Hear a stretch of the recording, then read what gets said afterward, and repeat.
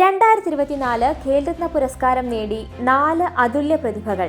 പരമോന്നത കായിക ബഹുമതിയായ മേജർ ധ്യാൻചന്ദ് ഖേൽരത്ന പുരസ്കാരം സ്വന്തമാക്കിയിരിക്കുന്നത് Indian hockey captain Harmanpreet Singh, ലോക chess champion D Gukesh, shooting താരം മനു ഭാക്കർ, പാരാലിമ്പിക്സ് സ്വർണ്ണ മെഡൽ ജേതാവ് പ്രവീൺ കുമാർ എന്നിവരാണ്.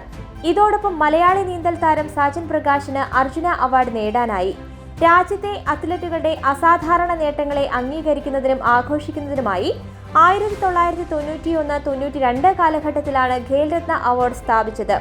ഹോക്കിയുടെ മാന്ത്രികൻ എന്നറിയപ്പെടുന്ന ഇതിഹാസ ഹോക്കി കളിക്കാരനായ മേജർ ധ്യാൻചന്ദിന്റെ പേരിലാണ് ഈ award. Harmanpreet Singh Indian hockey ടീമിനെ ഒളിമ്പിക്സ് വെങ്കലത്തിലേക്ക് നയിച്ചപ്പോൾ പാരാലിമ്പിക്സിൽ T64 ഹൈജമ്പിൽ പ്രവീൺ കുമാർ സ്വർണം നേടി.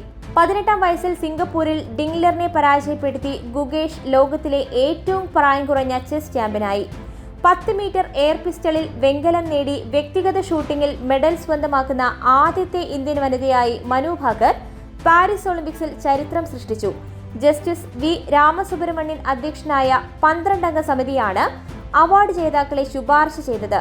പുരസ്കാരങ്ങൾ ജനുവരി 17 രാഷ്ട്രപതി സമ്മാനിക്കും.